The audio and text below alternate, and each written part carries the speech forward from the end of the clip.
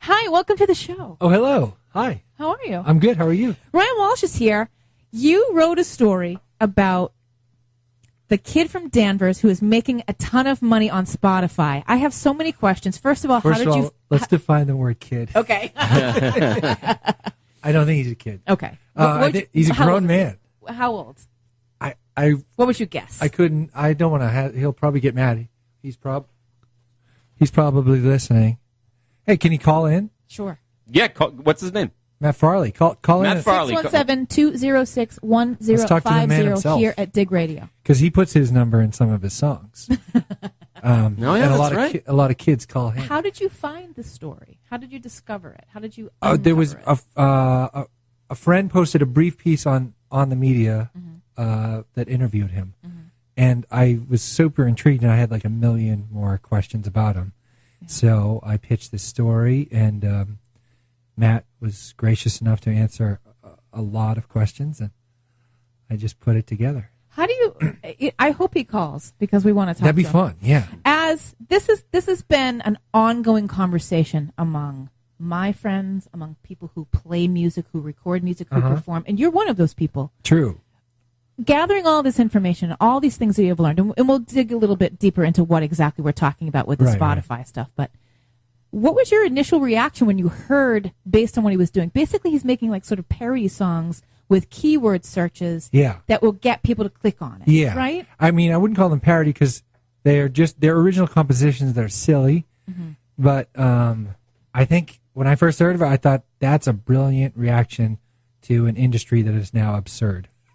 You know, it's like Yes. I actually thought that it was pretty clever. I mean, he basically, people are always complaining, even established artists, that the streaming rates aren't paying off enough. I see people post all the time about, I got a royalty check. My song got X amount of plays and I got 13 cents. Yeah, right. Well, I've been one of those complainers. You know, I thought it was a big deal that I got a check for $12. Glenn also plays music in his band called Parlor Bells. So he can certainly, I know that you've been playing music for a great deal of years in and around the city, and you've toured and you've released records and you've done all of these things. Yep.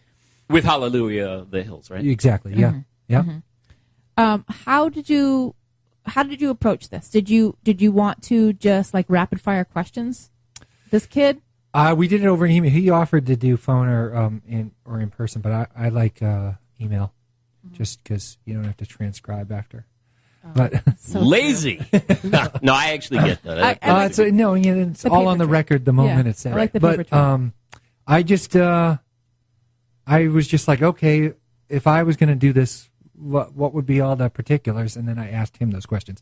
Like, I was super interested to know, like, what are these weird iTunes rules? Like, he found out you couldn't put your email address on a album cover art. Like, that's prohibited. For iTunes, you can't? Yeah, for iTunes, or that 100 songs is the maximum for one album, according to iTunes. Really? And this all leads to this thing, like, he's doing this, and it's funny because he's got a great personality, but this could be automated. Yeah. And these sites could be flooded with spam songs. And that's actually what's happening to some of, like, the reader sites, the correct? ebook sites. It's already happening, yeah. So I think Matt... What do you mean spam? What do you mean spam songs? So, back up a little bit. We should his explain. songs aren't really spam. I mean, they're stupid songs, but they're not. They are. I kind of call them honey traps because they're just waiting for someone to search for that keyword, right, and do a curiosity play, right. No one, and maybe this might change. No one's searching out his band's, right. If they click on it, he's basically then you go down the rabbit hole. Well, like for instance, something I recall, and I listened to this. Something. Oh, you linked it here. I'm losing interest in Radiohead. I feel disillusioned. So there's a song that has Radiohead in the title. Yep. That people who search for Radiohead will find that and have obviously clicked on it. He's a search optimization master. The song, by the way, is terrible. It is not good. Well, I know it's subjective. You may think it's the best thing ever. I listen to it. I'm like, this is not good.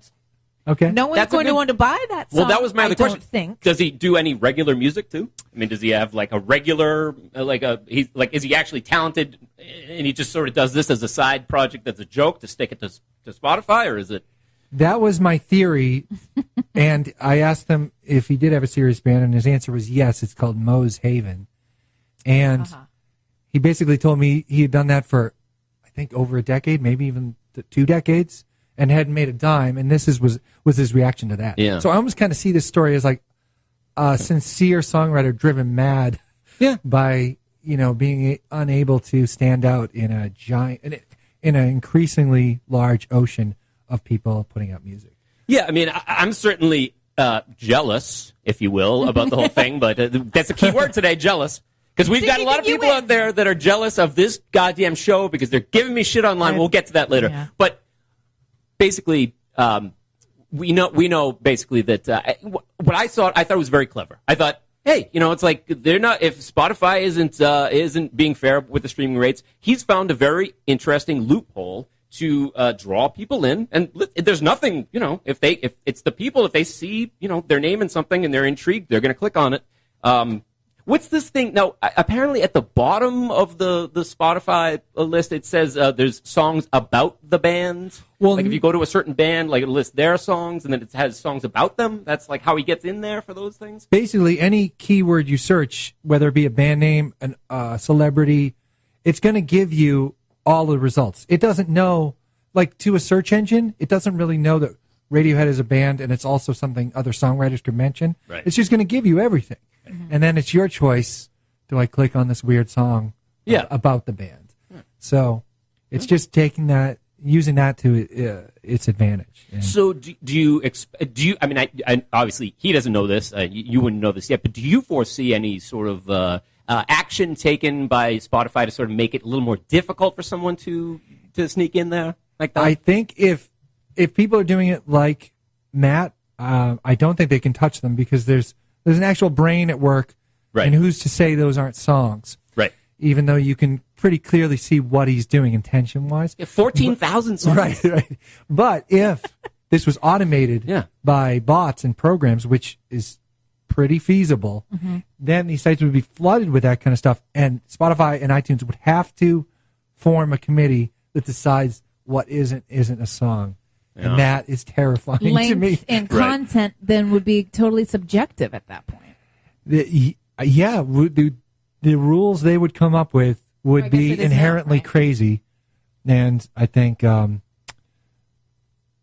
but they would obviously be trying to fix their glutted sites. Yeah. But musicians everywhere would just throw a fit, no matter what these rules are. They're going to be like, "Well, I have one that fits that." Well, I can't put that in my song title now. Yeah. I have rules.